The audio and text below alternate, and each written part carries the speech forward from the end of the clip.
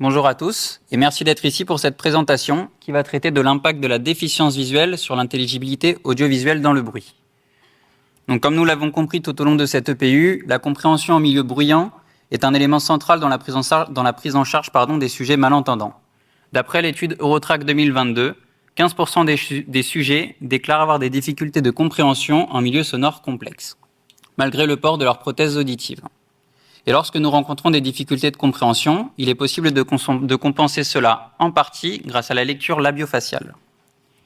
Nous en avons tous pris conscience lors de la crise de la Covid-19 avec le port du masque chirurgical.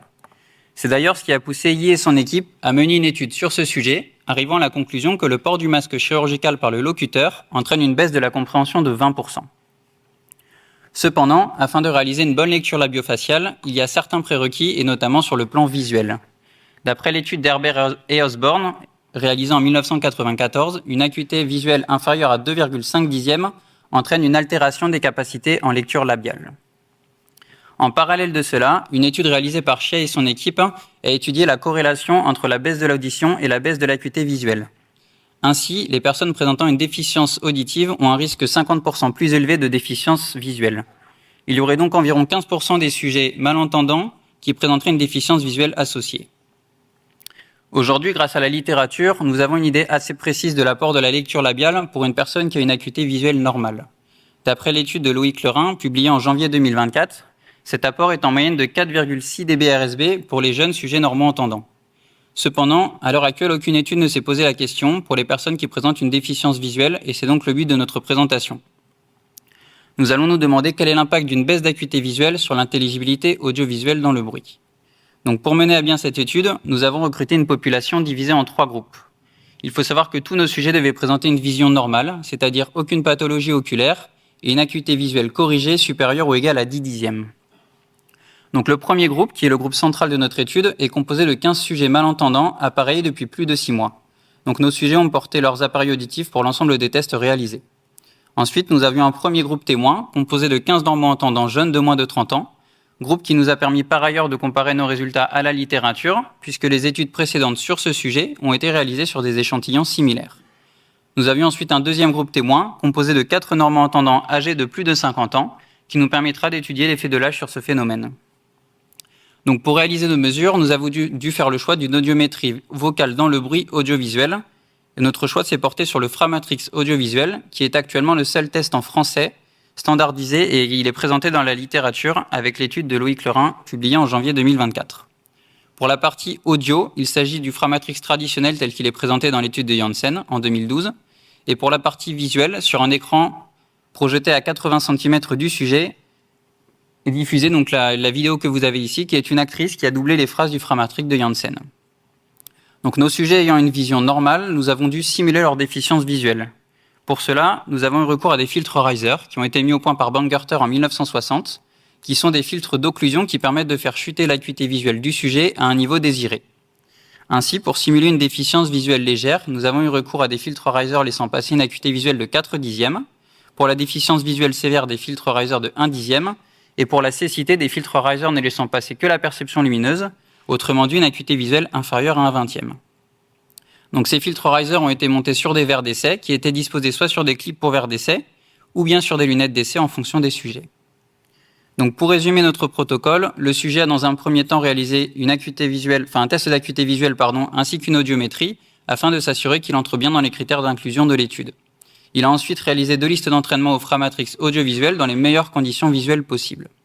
Enfin, après randomisation de l'ordre de passage, il a réalisé un test de Framatrix audiovisuel dans chacune des 4 conditions visuelles étudiées. Donc, ce protocole nous amène aux résultats présentés sur ce schéma. Donc, ici, nous allons avoir un panneau pour chaque groupe de sujets. Donc, le panneau A pour les malentendants appareillés, le panneau B pour les normaux entendants jeunes et le panneau C pour les normaux entendants âgés. Sur l'axe des abscisses, nous avons les différentes déficiences visuelles étudiées, 4 dixièmes, 1 dixième et inférieur à 1 vingtième. Et sur l'axe des ordonnées, nous observons la dégradation du rapport signal-bruit par rapport à la condition d'acuité visuelle supérieure ou égale à 10 dixièmes. Donc, sur les différents groupes, nous observons une élévation des voxplots, ce qui nous indique qu'une dégradation de l'acuité visuelle entraîne une augmentation de la dégradation du rapport signal-bruit, donc autrement dit, une baisse de l'intelligibilité audiovisuelle dans le bruit. Pour aller plus loin, nous souhaitions comparer les résultats entre les différents groupes, et pour cela, nous avons étudié la pente de la dégradation. c'est-à-dire la différence de dégradation entre la condition 4/10 et inférieure à 1/20. Donc ceci nous amène au schéma suivant, où cette fois-ci sur l'axe des abscisses, nous avons les différents groupes de sujets étudiés, et sur l'axe des ordonnées, la différence entre les conditions 4/10 et inférieure à 1/20. Nous remarquons deux résultats intéressants sur ce schéma. Le premier étant que les sujets malentendants appareillés présentent une dégradation plus importante que les sujets normaux-entendants, mais également qu'il n'y a pas de différence significative entre les normaux-entendants jeunes et les normaux-entendants âgés. Donc, que peut-on ressortir de ces résultats ? Dans un premier temps, les résultats obtenus pour les groupes des jeunes normaux-entendants de moins de 30 ans sont comparables à ceux de l'étude de Lerain, ce qui permet donc de valider notre protocole. Ensuite, nous avons mis en évidence dans notre étude qu'une dégradation visuelle d'une acuité visuelle inférieure ou égale à 1/10 entraîne une dégradation des capacités en lecture labiale. Nous pouvions anticiper ce résultat avec l'étude d'Herbert et Osborne qui nous disait qu'il fallait qu'une acuité visuelle soit inférieure à 2,5 pour qu'elle impacte la capacité en lecture labiale. Ensuite, dans notre étude, nous avons mis en évidence une dégradation plus importante chez les sujets malentendants que chez les sujets normaux-entendants, ce qui est cohérent avec la littérature, puisqu'en 2007, Tymeret nous indiquait que les sujets malentendants étaient de meilleurs labiolecteurs que les sujets malentendants. Enfin, dans notre étude, nous n'avons pas mis en évidence d'effet d'âge sur ce phénomène, chose qui cette fois-ci est à contre-courant de la littérature. En effet, en 2005, Somers nous indiquait que les capacités de lecture labiale diminuaient avec l'âge, et donc plusieurs choses peuvent expliquer cette divergence. La première raison, autant pour moi, étant la faible taille de notre échantillon de normaux-entendants âgés, puisqu'il est composé de seulement 4 sujets, mais également qu'une partie des résultats de Somers peuvent s'expliquer par la baisse de l'acuité visuelle liée à l'âge, biais que nous avons tenté de contourner dans notre étude. Donc, ce qu'il faut retenir de cette présentation, il faut bien avoir en tête qu'une certaine proportion des patients que nous recevons en laboratoire présentent une déficience visuelle associée, et il est légitime de se demander quel est l'impact de cette baisse d'acuité visuelle sur leur intelligibilité au quotidien. Notre étude a permis de mettre en évidence qu'une baisse de l'acuité visuelle entraîne bel et bien une baisse de l'intelligibilité audiovisuelle dans le bruit, pouvant aller jusqu'à 6 dB RSB pour les sujets atteints de cécité. Au vu de l'importance de l'intégration multisensorielle sur le fonctionnement en milieu bruyant des sujets malentendants, nous pouvons nous demander s'il ne serait pas judicieux d'intégrer des tests audiovisuels en tant qu'outil d'évaluation et de réhabilitation des sujets malentendants. Je vous remercie pour votre attention.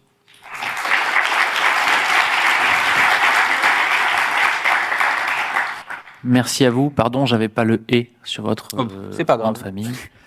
Et du coup, y a-t-il des questions dans l'Assemblée ? Alors, merci beaucoup pour votre travail. Il est encore très original et très bien écrit au niveau du mémoire et de la présentation.